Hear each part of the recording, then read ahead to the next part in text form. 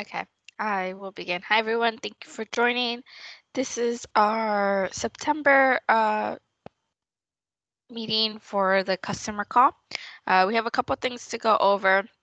Azure Policy is starting some customer experience and some previews, and we'll kind of glance over a little bit what we're planning to announce at Ignite. Then Azure Resource Graph will go into some announcements, and then we'll end the call with any questions.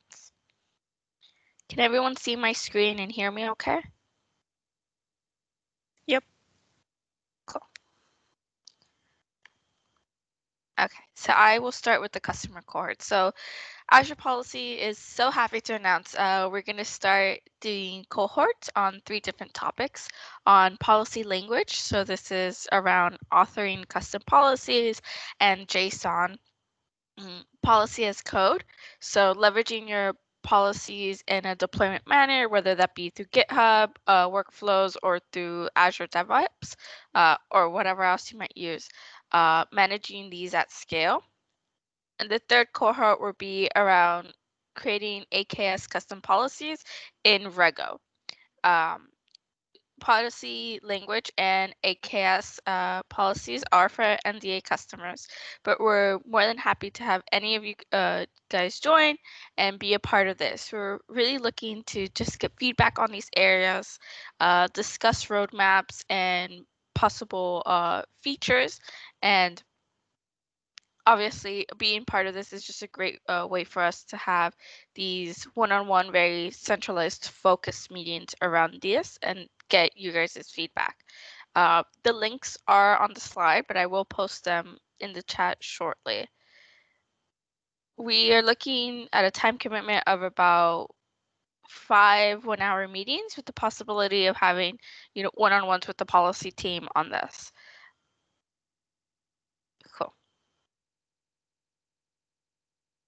Next is the very anticipated VS Code extension. So last year, we announced the VS Code extension at Ignite that allowed for everyone to easily look up aliases. So you would be able to open your policies and open your resources, hover over resources for aliases. And now we're really happy to announce that we have enabled the testing scenario. I'm going to go into a quick demo here.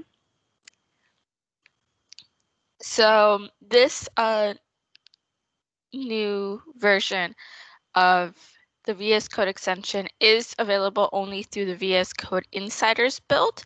There is a link open for everyone to download that and be a part of that. And then we do have the extension on a file.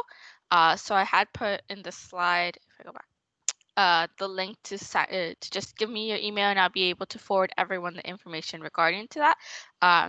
And then this information will also be announced at Ignite. I will also post this link on the chat later. So this is the new extension. So as you can see, there's a new section named evaluation. And just as before, I have my assignments and my definitions divided by subscription. So now I'm going to go look for one of my custom definitions that I have. So I'm going to do this web app remote debugging. I'm going to open it up.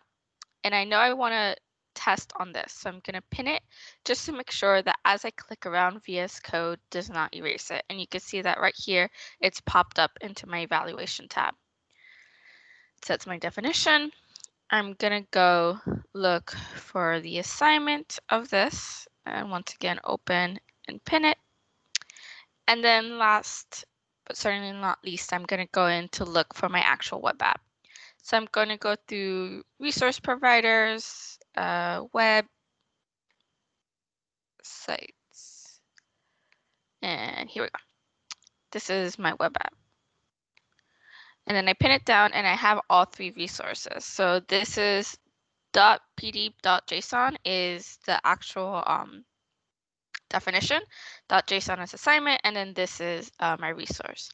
I'm going to select all 3. You must have a definition, assignment, and resource in order to run the evaluation. If it is if not exist policy, there are extra requirements, which is what the plus check is for. for existence conditions. But since this is a simple deny policy, I could just run it. And you can see I get the evaluation in a matter of seconds, and here's the result. And it says it's compliant.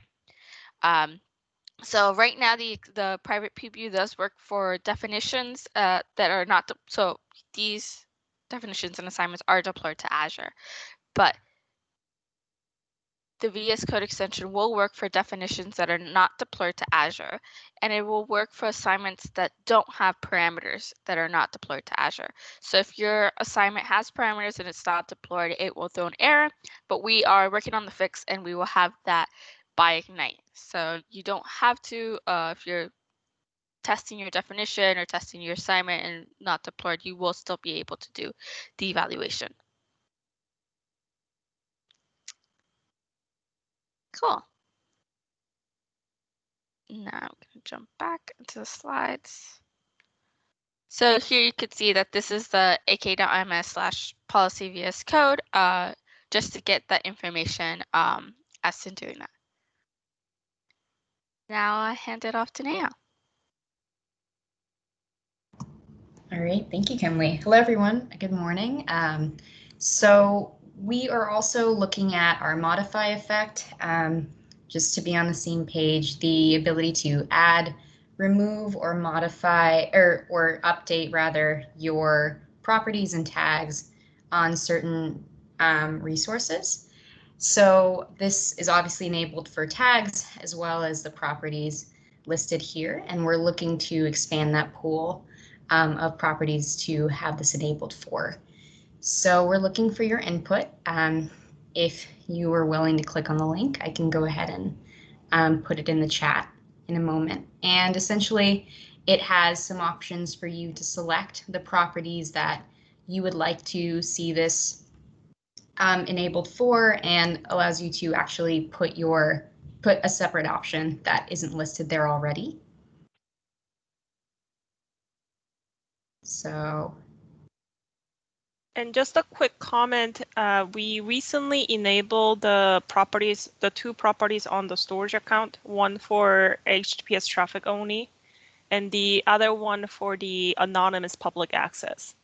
So that property is also something that's new that the storage account team has introduced.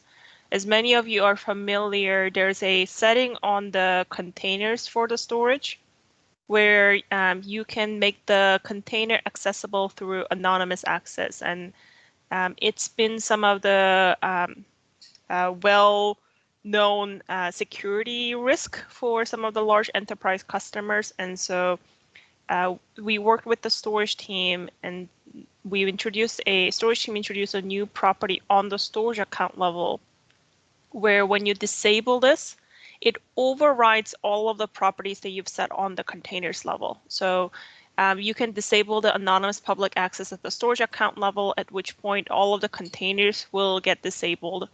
And then using policy, you would be able to set this across all of the storage account in your organization. I'll put the sample policy definition on the chat window as well.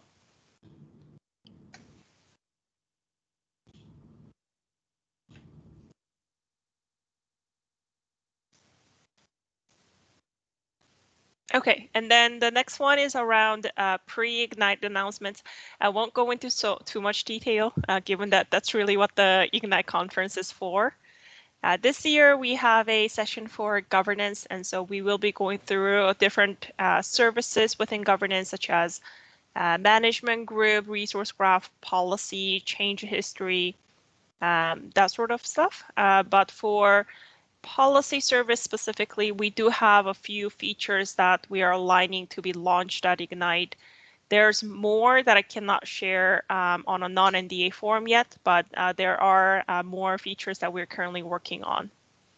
I think the top of the line items is first of all, we will be having a better GitHub integration so that someone who's just playing around with policy from the portal would easily be able to take those files into GitHub and deploy those through GitHub Actions. And so we have a very streamlined process that we have implemented for you to get started on those. There's also going to be new exemption that we will be launching as public preview at Ignite. The new exemption feature has a number of additional capabilities, such as storing the new state of exempt per resource so that you don't lose visibility on those resources. It still counts towards your total resources. You can still see you'll be able to see the list of the exempted resources, all of that good stuff. You will also be able to put in metadata on your exemptions, such as requester, ticket ID, approved by, as well as being able to set an expiration date. And so once you set the expiration date, say 12 months out, it will automatically expire. The last area is around the policy-aware portal experience, and that is integration with the Azure portal so that it's easier for developers who's trying to deploy these resources to know upfront which one's allowed or disallowed by policy. We are getting started with just a few of what we call common properties, as in those are something that across the board, like location, that impacts many resource types. And then in the future, we will look into being able to handle it for more each of the aliases as well. So, for example, for a specific property on the VM disk, to be able to show you in the portal experience on which one's allowed or disallowed by policy. And the way that it would look is if it's disallowed, it will be grayed out and not selectable, but in your user experience. So those are some of the things that we will be releasing at Ignite.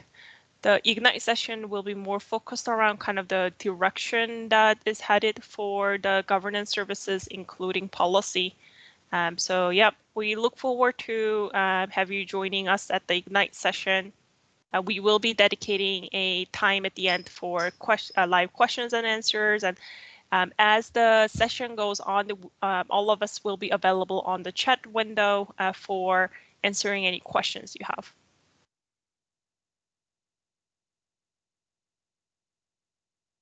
Okay, you can switch to the next slide.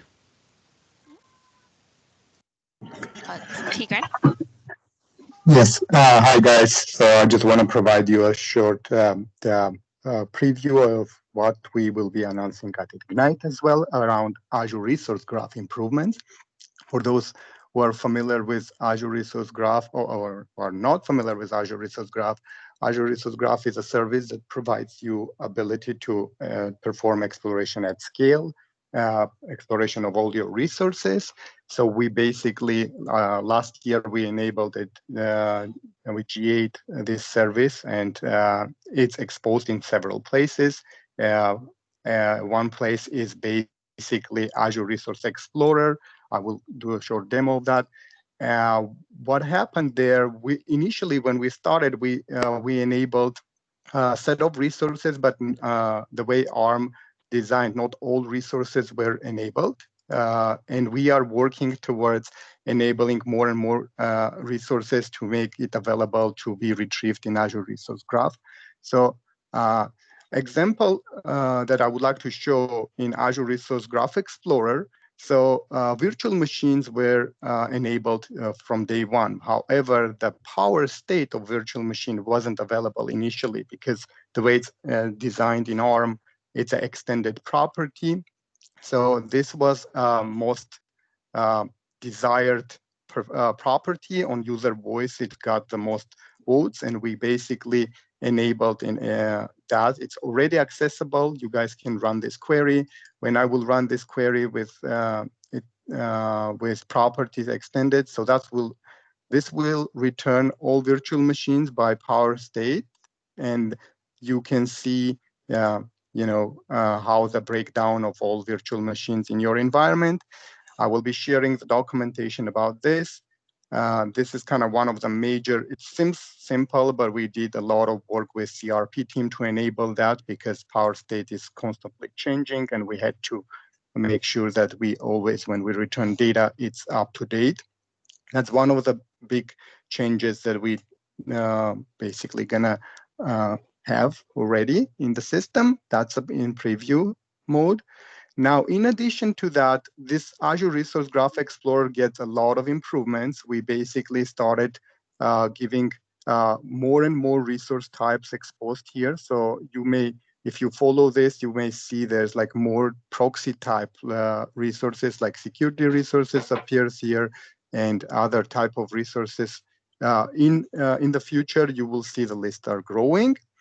And also, one of the interesting things that we also enabled here is about 70% of Azure portal browse experiences similar to virtual machine or SQL Server, they started adopting Azure Resource Graph. So behind the scenes, to retrieve this list, Azure Resource Graph is being called. So now that gives a lot of performance improvement per all blades, as well as it's giving you power to basically use this view as an entry point. And we added open query button here from those browse experiences that just from each browse experience, you can jump into Azure Resource Graph Explorer and see which query is powering that, and also what exactly you can just run this and modify the query and then reuse this query for your purposes. So that's kind of another change that we keep going. We keep constantly improving Azure Resource Graph Explorer. Now, in addition to that, we have an API improvement. So Azure Resource Graph exposes also an API. And API is a little bit going ahead of user experience. And in API, we enabled more features. So this is kind of new version of preview API that we enabled. And one of the biggest challenges that we used to have is basically any ARM query required to be provided a scope as part of the API call. So initially, once you provide the scope, we had a subscription in the scope, and the subscription was a mandatory field here, and it has a limitation. It had a limitation. If you in large scale environment, you had more than 5K subscription, you could not perform your queries. So first, it was not convenient, and second, it was also limited. So in the preview version, we enabled the scope to be management group. So now you can provide certain management group and perform query, run your query, scope down to the management group. And also we went one level forward, and that we enabled also tenant level view. And tenant level view, where the query, when you run the query, all you need to do, you need to omit the scope. And then when you omit the scope, so your all queries will be performed and will retrieve, the data will be retrieved from your entire tenant. So that's kind of few improvements we did to API level. And the last thing also I just want to mention, so in Resource Graph Explorer, we keep adding containers type resource. For example, this is a new table. In the container table, you today can get list of all your resource groups and subscriptions. However, management group wasn't there yet. So in API, the new version of API, we enabled this query to run, and it will retrieve management groups as well. So management group will be retrieved as a resource with its all properties. So that's kind of will enable a new set of scenarios. User experience a little bit behind, but the API already at Ignite will be available, and you will be able to query your management groups. So that's all for now. And I would like to also thank you for your feedback that you guys providing on user voice. We constantly prioritization is being done based on your feedback. Please continue providing great feedback. Thank you.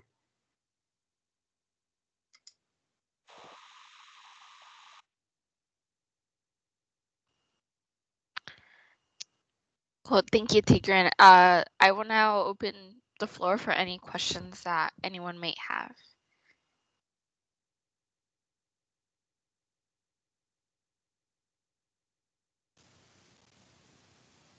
There's a question on the chat window, Tigran, for Azure Resource Graph. Is there any way to force the newer API version from the portal experience?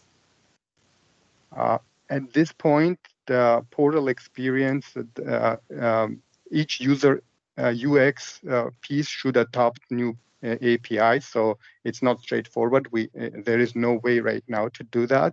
So we need to work with like a portal team to enable that. However, the API, I will post the documentation directly accessing API will be, it's available already now.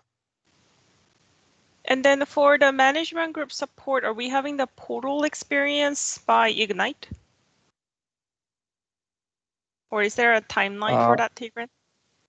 So for management group support at Ignite, it will be exposed only in API. It will be available in API. So it's right after Ignite, we will start working on the trying to enable in user experience. So right now, the timeline it will in next several months it will appear in portal.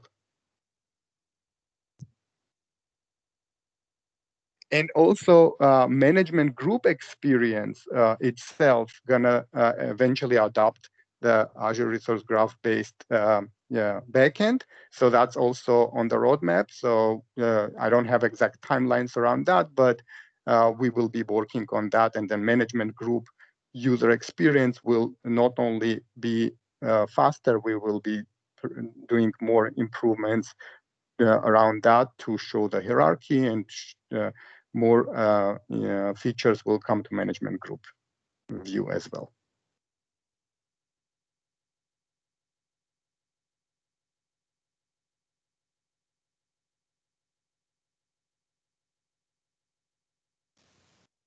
Any other questions?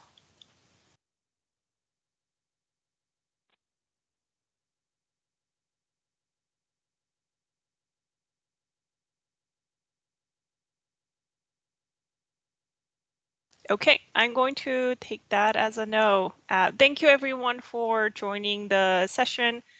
Kemley will be making the recording publicly available, hopefully, after this session as well.